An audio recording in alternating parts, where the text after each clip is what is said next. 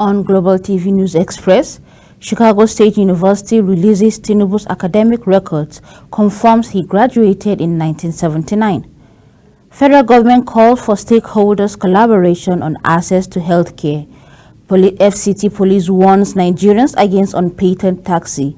Plus, NDIC comments payment of 16.18 billion liquidation dividends to depositors and other stakeholders of 20 banks in liquidation.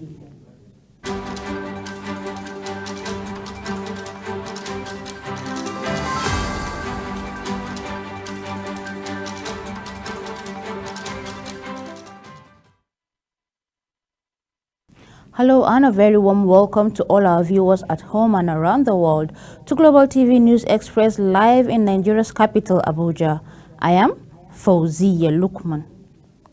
The Chicago State University CSU has reportedly released the academic record of President Bola Ahmed Tinubu following the request by Atiku Abubakar, the presidential candidate for the People Democratic Party (PDP) in the 2023 general election, in line with the Illinois United States Court order.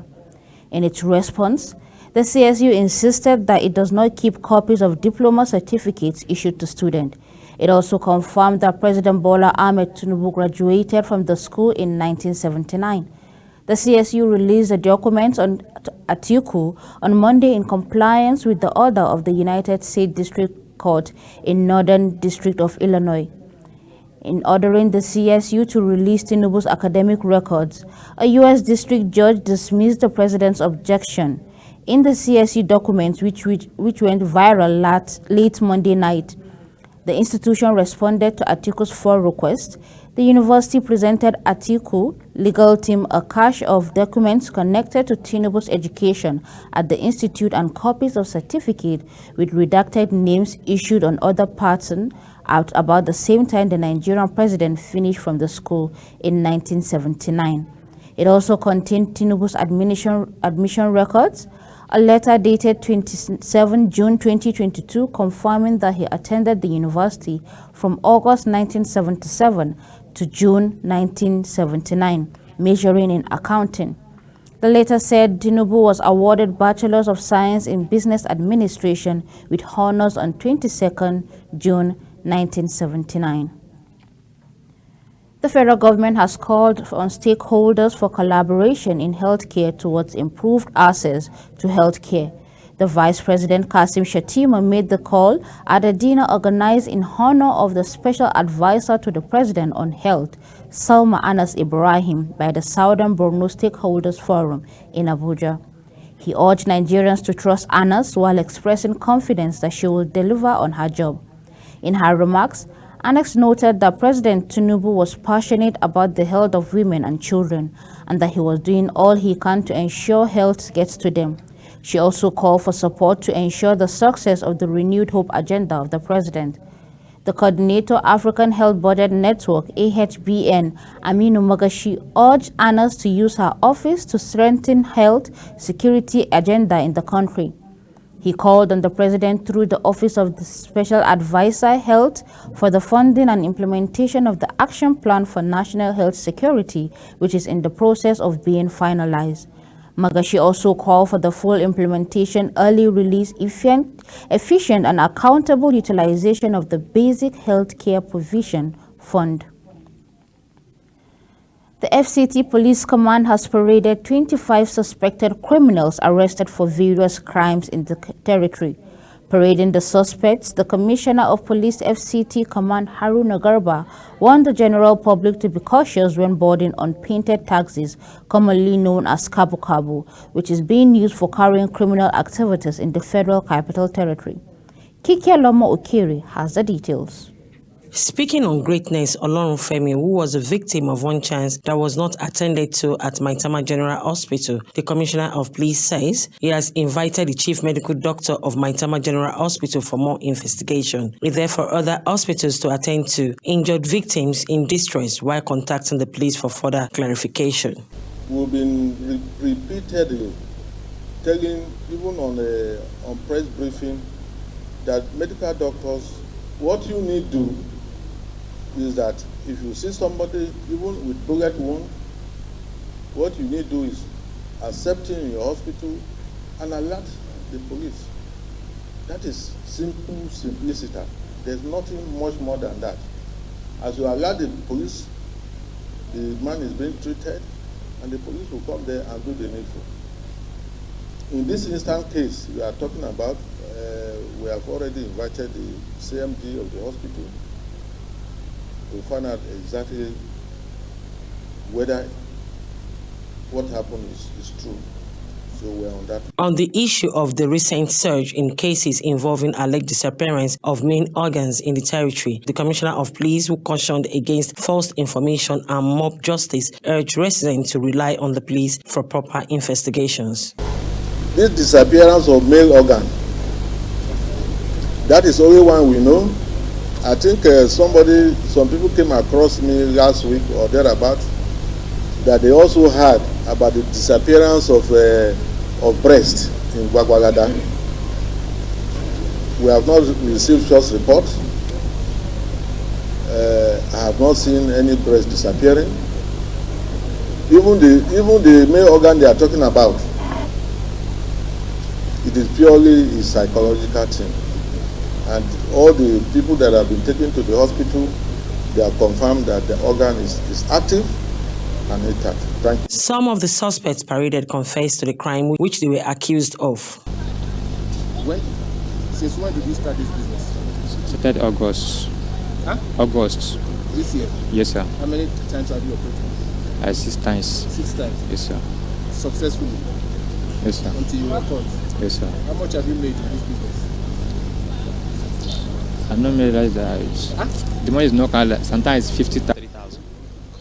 And the first two, our vehicle engine got bad. It was out of the 4 we succeeded twice. Now tell so me, it's the second one that they got me. okay, tell me how you feel now. I mean, if you look back at where you were and where you are now. And where you are. I am not really happy about it. I'm really regretting the decision I took. CP Aruna says the command has recorded significant achievement following swift response by the officers in their fight against crime in the FCT, while reiterating the commitment of the police to continue to protect the lives and properties of residents. Kike Lomo Okeri, Global Television News.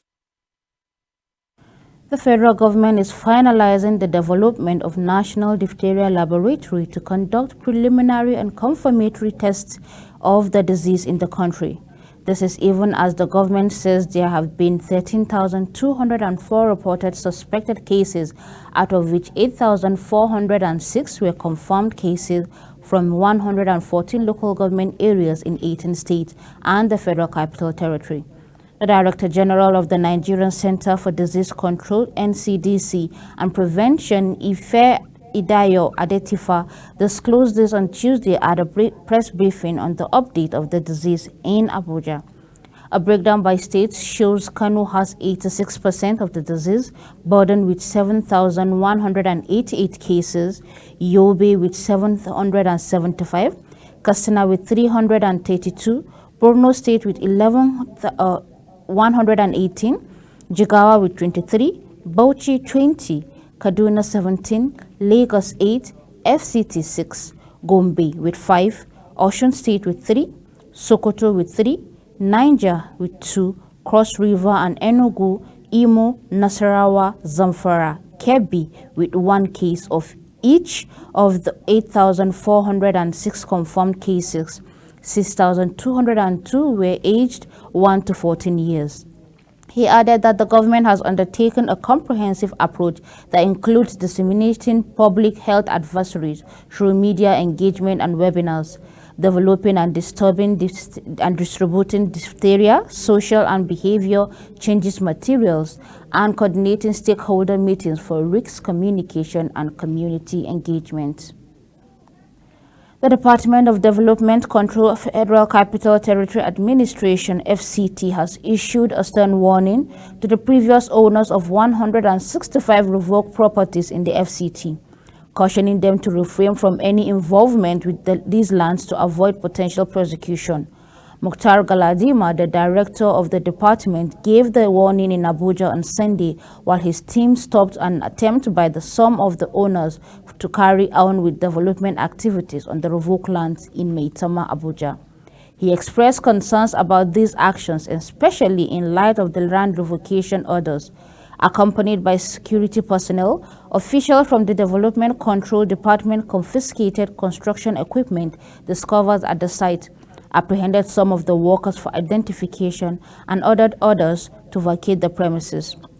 It is worth noting that the Minister of FCT, Nyesom Wike, had revoked 165 land plots in FCT due to the non-development of these properties, citing continuous violating of terms outlined in the relevant section of the Land Use Act. In response to this development, Galadima emphasized that the FCTA was determined to prevent any attempt to return to the revoked plans and act accordingly. He also cautioned the public, stating that the FCTA would not only dismantle any structures on revoked properties, but also initiate legal proceedings against those involved. The Nigerian Center for Disease Control and Prevention says it has recorded a total of 1,068 Lassa fever cases across 112 local government areas in 28 states. Lassa fever is an acute viral hemorrhagic illness caused by Lassa virus, a member of the arenavirus family of viruses. Humans usually become infected with the Lassa virus through exposure to food or household items contaminated with the urine or feces of infected mystomy rats. The disease is endemic in the rodent population in parts of West Africa. The NCDC revealed this on Monday in its Lassa fever situation report for the week 37, September 11 to September 17, 2023 released, saying Lassa fever remains a major public health challenge as poor environmental sanitation, poor awareness, and late presentation of cases are reported to fuel the epidemic in Nigeria. And the suspected cases are now 7,352, and that the disease has killed no fewer than 181 persons in the country. The Nigerian Army says it has destroyed 4 camps suspected to be hideouts of the proscribed indigenous people of Biafra and the Eastern Security Network in Okigwe local government area of Imo State, where fresh and old corpses were recovered. According to the statement, the troops during the operation engaged in a gun battle with the men of the IPOB and ESN who escaped with gunshot wounds into the neighboring forest. This was contained in a statement signed by the spokesman for the Joint Task Force, Operation Udoka 2, Jonah Onikalu, and shared on the Verify X handle on Monday. The West African Examination Council WAEC has initiated the 76th meeting of the Nigerian Examination Committee to deliberate on cases of malpractice and irregularities arising from the 2023 West African Senior School Certificate Examination for school candidates. The body disclosed this on Tuesday via its official X handle. Earlier on Monday, WAEC appointed Amos Josiah Dangote as the head of the Nigerian National Office. In August, the examination body initially released the 2023 WASSCE results, but the outcome of the 262,803 candidates were put on hold due to instances of examination malpractice. However, the body assured candidates that information about their results will be communicated after the NEC meeting concludes its deliberation. The 76th meeting of the Nigerian Examination Council NEC to consider and decide on the malpractice and irregularity cases arising from the conduct of WASSCE for school candidates 2023 begins today. You're watching Global TV News Express, coming to you live from the nation's capital, Abuja. On StarTime channel 276. Kindly follow us across social media platforms using @GlobalTVNG and other handles now showing on your screen. When Global TV News Express returns, Nigerian stock market closes on a positive trajectory with 29.52% gain. We'll be back with details of this and other stories right after this short break. Please don't go away.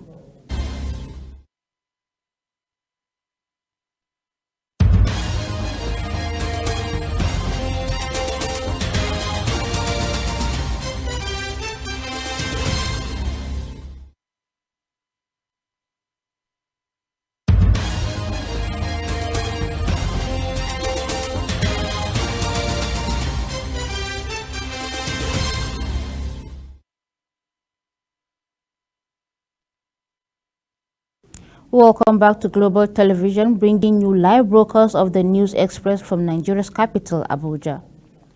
The national chairman of the All Progressive Congress, APC, Abdullahi Ganduje, has called on African leaders to improve the well-being of their people through good governance to tame the rising military intervention in the continent. Ganduje said this when the national chairman of the ruling party in Ghana, the New Patriotic Party, NPP, Stephen Itim, paid him a courtesy call yesterday at his residence in Asokoro, Abuja. In a statement by his chief press secretary, Edwin Olufu, the APC national chairman decried the living conditions of most Africans and urged leaders at all levels in Africa to work assiduously to provide good governance to ameliorate the suffering of the people. The chairman further traced the long history between Nigeria and Ghana, noting that both countries share a lot in common. Lawyers of the Niger ousted president says they are filing a legal case in the West African country against those behind the coup that deposited the democratically elected leader. The lawyers for Mohamed Bazoum, who was outthrown in July 26 and has since been detained, also said in a statement they were appealing to the United Nations Human Rights Council. The complaint is aimed at the new strongman General Abdurrahmane Tijani and others. It constitutes a civil action and alleged attacks and conspiracy against state authority, crimes and offenses committed by civil servants, and arbitrary arrest and confinement. It is expected to be lodged in the next few days with a court in the capital, Niamey, when the lawyers also stating that they were appalling the two bodies of the United Nations Human Rights Council, including its working group on arbitrary detention. On a sad note, strong tremors were felt in Delhi Tuesday after multiple earthquakes hit Nepal. The first earthquake hit at 2:25 p.m. According to the National Center for Seismology, there was also a 5.2 magnitude earthquake at Arunachal Pradesh at 3:27 p.m. and a 3.3 magnitude disturbance in Uttarakhand minutes later. The epicenter for the strongest quake was 206 kilometers southeast of Josmitat in Uttarakhand and 284 north of Lucknow. Hunter Biden, the son of President Joe Biden, is expected to plead not guilty to charges of illegally owning a handgun on Tuesday. Prosecutors allege that Biden lied about his drug use on application form when he purchased the weapon in 2018.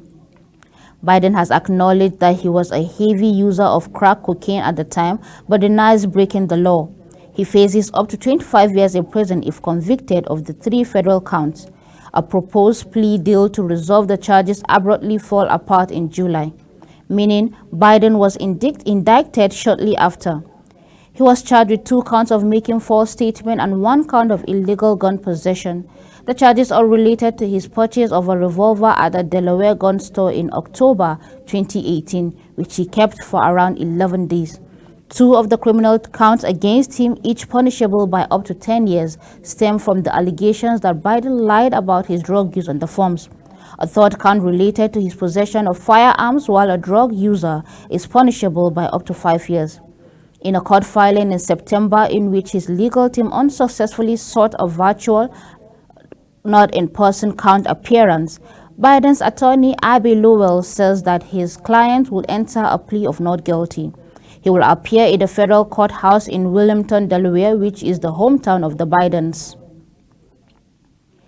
Indonesian President Joko Widodo on Monday inaugurated a $7.3 billion high-speed railway connecting the country's capital, which is the city of Bandung, a China-backed project that has mired with problems. The 142 kilometers, 88.23 miles railway, one of the president's flagship infrastructure projects and part of China's Belt and Road Initiative, has faced problems ranging from land procurement issues, pandemic-related delays, and ballooning costs. The maximum operating speed of the train could reach 350 kilometers per hour. Jokowi said, calling it modernization of his country's mass transportation that environmentally friendly. Luhut Pandijan, a senior minister overseeing the project, says at the launch that free trial rides on the bullet train, which have been underway since the 2nd week of September, will be extended and ticket prices will be implemented in mid-October. Following what it termed impressive recoveries from debtors, the realization of assets of banks in liquidation, the Nigeria Deposit Insurance Corporation (NDIC) has announced declaration of 16.18 billion naira liquidation dividends to depositors, creditors, and shareholders of 20 banks in liquidation. This is contained in a statement signed by the Director, Communication and Public Affairs, Bashir Nuhu. The statement reels out that the corporation has commenced verification and payment of stakeholders covered by the declaration within 30 days, starting from 28th of September 2023. It is instructive to note that the ongoing payment is sequel to earlier payment of various sums which accumulated around to 45.45 billion naira as liquidation dividends in respect of the 20 banks as at July 2023. Relevant stakeholders have been requested to visit any of the NDIC's office closer to them or go to the claims page to the corporation's website. As part of the agreement of the federal government and labor union, the government has decided to approve a significant sum of 100 billion naira for the high-capacity CNG buses to bolster the transportation sector. The plan was unveiled yesterday as part of the palliative measures to alleviate the petrol subsidy pain during the meeting with NLC and TUC. The decision also encompasses the distribution of 55,000 CNG conversion kits to initiate an auto gas conversion initiative, while waiting for the ongoing construction of advanced CNG stations across the country. According to the federal government, the plan will be unveiled within the next month with pilots across 10 campuses nationwide. The agreement were reached at the rescheduled parley at the State House in Abuja last night. The full agreements were contained in the Memorandum of Understanding (MOU) signed by the Minister of Labour and Employment, Samuel Bakulalong, Minister of State for Labour and Employment, Nkiruka Onyejocha, and Minister of Information and National Orientation, Malam Mohammed Idris. NLC and TUC President Joe Ajero and Festus Osifo, with the NLC Chairman Secretary Emmanuel Ogbojoga and his TUC counterpart Nuhu A. Toro, signed for Labour. The Nigerian Stock Exchange NGX All-Share Index appreciated by 29.52% to a close at 68,382.14 index point in the third quarter of 2023. This development has pushed the market to its 15-year high on the back of strong positive sentiments.